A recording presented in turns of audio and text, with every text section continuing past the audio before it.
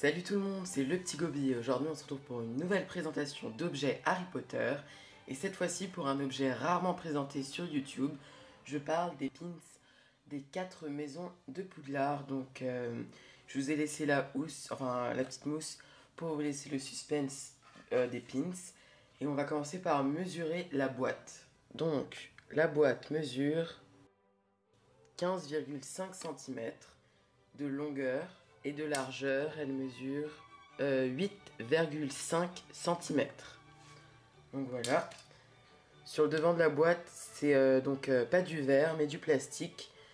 La boîte est en bois avec une petite fermeture en métal, je crois, imitation or. En dessous de la boîte, il y a 4 petits ronds noirs, donc un style velours, pour protéger la boîte quand on la pose sur un support.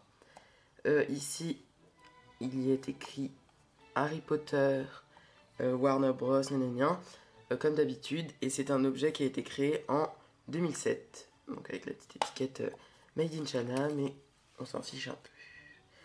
Et les fermoirs, ici aussi en métal, imitation or. Et cette boîte coûte 29,95 €. Je vais ouvrir la boîte. Donc on va découvrir les 5 pins. Voilà. Donc superbe pins. Donc il y en a 5. 4 qui représentent les 4 maisons de Poudlard. Et un qui est le blason de Hogwarts, donc de Poudlard. Je vais vous les présenter un par un. Et avec un décor différent.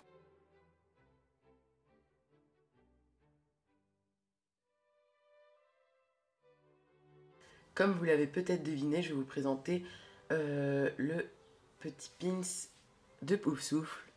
Donc c'est mon préféré. En même temps c'est ma maison préférée. Mais ironie du sort, j'ai que un petit paper props avec le nom de Cédric Diggory. Ce petit papier apparaît dans Harry Potter et la Coupe de Feu, donc le 4. J'ai que ce petit objet qui représente Poufsouffle, alors que c'est ma maison préférée. Mais c'est pas grave. Donc voilà le blason de Poufsouffle, jaune avec des rayures noires et un petit blaireau en haut du blason, et ici un blaireau. Voilà. Et il y est écrit Poufsouffle en anglais. Derrière, il y a écrit encore Poufsouffle en anglais et avec le certificat, TM and Warner Bros. La date, donc fabriquée en 2007, c'est partout, ça va pas changer entre les différents pins, c'est juste le nom qui va changer. Donc voilà, ça s'attache comme ça, une petite pointe, et on rentre, on met le vêtement dans la pointe et on referme avec cette petite pince. Voilà.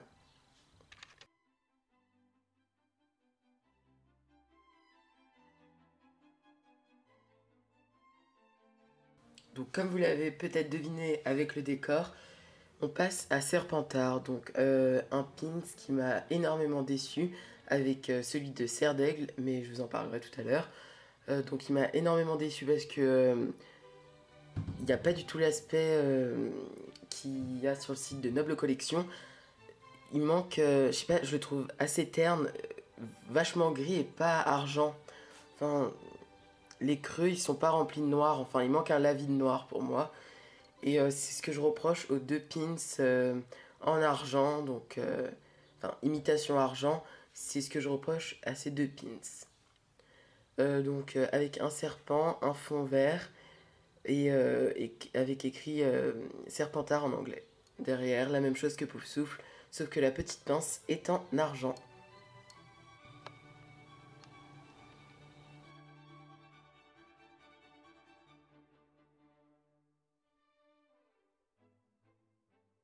Donc, toujours le petit décor qui change. Donc ici, vous avez compris, c'est le décor de Gryffondor. Donc le pins de Gryffondor, un super beau blason. Après Poufsouffle, c'est mon préféré. C'est super bien détaillé. Il y a un beau lavis noir. Le blason, bah, il y a du rouge au fond et du jaune avec le lion. Et en haut, un chapeau, une lune et une étoile. Je sais pas si vous verrez grand chose. Voilà. Donc en haut, une lune, un chapeau et une étoile. Fidèle au blason de Gryffondor. J'ai vraiment rien à redire. Il est super beau, comme vous l'avez compris. Voilà, j'ai rien d'autre à dire. Je le trouve parfait. Derrière, la pince en doré avec écrit Gryffondor en anglais.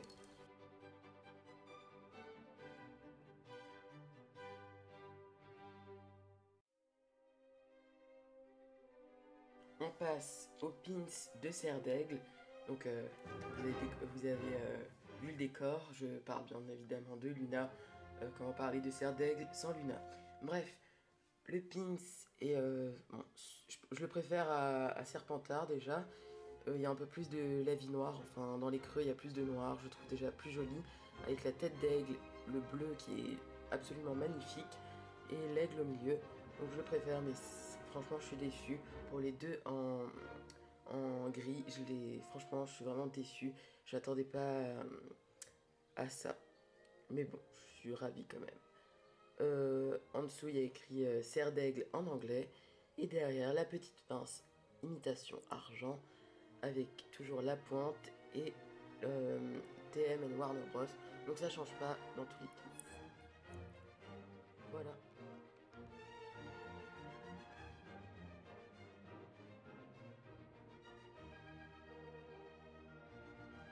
Vous vous demandez peut-être pourquoi j'ai mis tout ça pour le blason d'Hogwarts. Donc déjà Dumbledore, le directeur, sa baguette, un petit pins, enfin je sais pas, un petit badge que j'ai eu à la plateforme 9 3 quarts, donc avec le blason d'Hogwarts. Et j'ai mis quelques trucs qui rappellent les professeurs de Poudlard, donc ça fait partie intégrante de Poudlard, donc je les ai mis.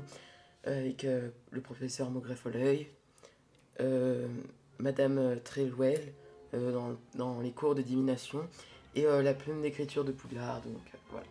Bref, le pins de Hogwarts est juste magnifique.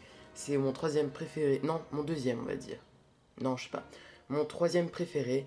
Il est juste magnifique. Donc avec Gryffondor, Serpentard, Poufsouffle et Serre d'Aigle. Et au milieu le H pour Hogwarts. Et en dessous, une phrase en latin.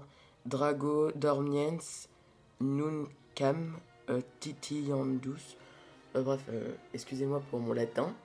Je sais que ça veut dire ne chatouille pas un dragon qui dort. Je crois que c'est ça.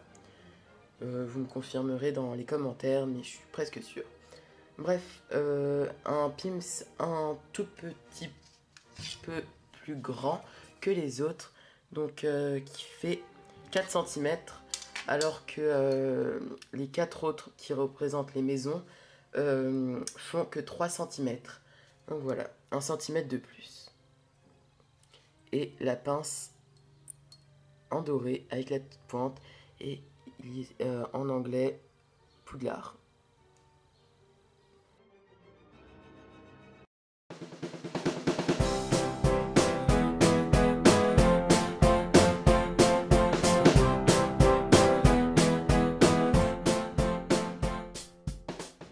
Voilà, donc cette présentation est terminée, j'espère qu'elle vous a plu et informé.